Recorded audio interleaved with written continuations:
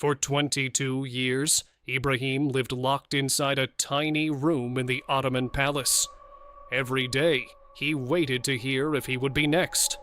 He listened as his brothers were executed one by one. The empire called it protecting the throne. Then one day, the door finally opened. Instead of execution, Ibrahim was told he was now sultan. But after spending his entire childhood trapped alone, he was suddenly expected to rule one of the world's largest empires. Ibrahim became obsessed with expensive fur coats. Some people thought it was funny. Others thought he was completely broken. He even threw gold coins into fish ponds just to watch the fish sparkle underwater. His behavior became stranger and stranger. As pressure grew, Ibrahim made extreme decisions that terrified his advisors. The palace slowly turned into chaos. Behind the crown was still the same frightened child who spent years alone in a locked room. Eventually, the very system that created him decided he was too unstable to rule. Ibrahim was removed from power. At just 32 years old, Sultan Ibrahim was executed, not because he was born a monster, but because the system made him one. Qin Shi Huang defeated 6 kingdoms and became the first emperor of a united China. Nobody could stop him. He built massive roads, standardized laws, and helped create the early Great Wall. His empire became unbelievably powerful. He even created an army of over 8,000 terracotta soldiers to protect him after death. There was just one problem. Qin Shi Huang was absolutely terrified of dying. Even a single gray hair sent him into panic. He ordered giant expeditions across the world, searching for magical immortality potions. He refused to accept death. He built a massive underground tomb filled with rivers of liquid mercury. It was designed for eternity. Then his royal doctors gave him mercury pills and promised they would make him immortal. So, he took them every single day. But the immortality medicine slowly poisoned him. The more he feared death, the closer he moved toward it.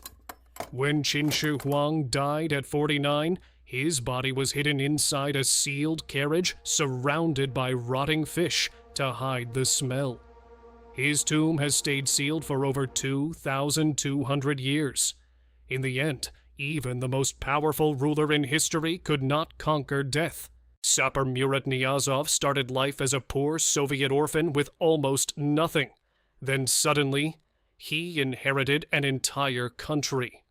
When the Soviet Union collapsed, Turkmenistan became independent, and Niyazov became its leader, sitting on massive natural gas wealth. He renamed himself Turkmenbashi, meaning father of all Turkmen. Then he renamed January after himself and April after his mother.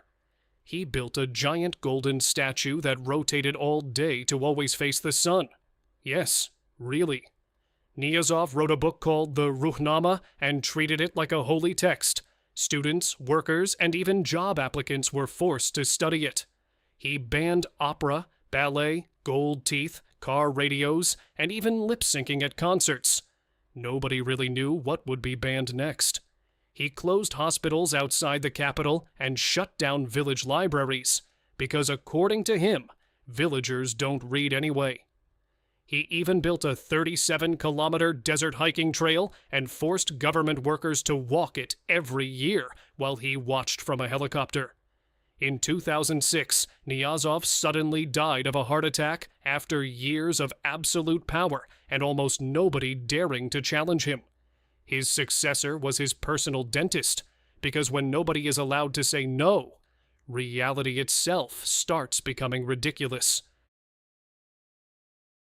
Christian VII grew up isolated, emotionally neglected, and deeply unstable inside the Danish royal palace. But at just 17 years old, he suddenly became King of Denmark, even though he clearly wasn't prepared to rule. Sometimes he rolled around on palace floors, laughing for no reason.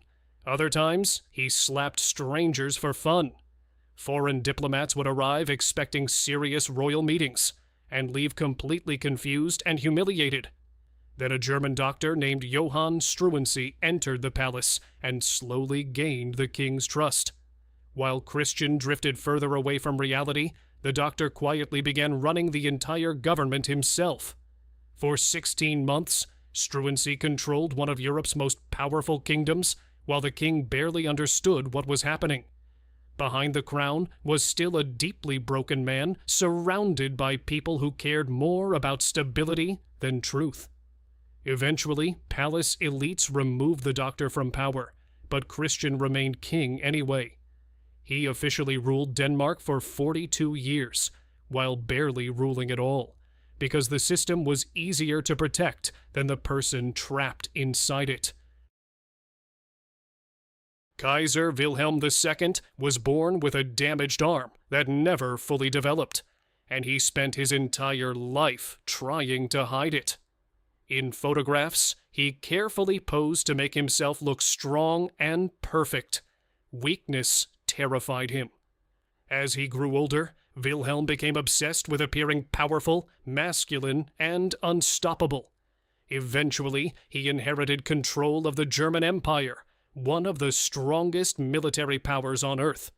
He pushed Germany into a dangerous naval arms race with Britain because being second place felt unbearable to him. To the world, Wilhelm acted loud, confident, and aggressive, but underneath was someone desperately afraid of looking weak. Then Europe's alliances collapsed into World War I. One crisis triggered another until the entire continent exploded. Millions died while Wilhelm slowly lost control of the disaster he helped create. In 1918, Germany collapsed and Wilhelm fled into exile, leaving behind the empire he once ruled. This is not just a story about war. It's a story about what happens when an insecure child grows up with unlimited power and nobody able to tell him he's already enough. And these are just the people Wikipedia acknowledges as crazy. Next week, what would you like to see?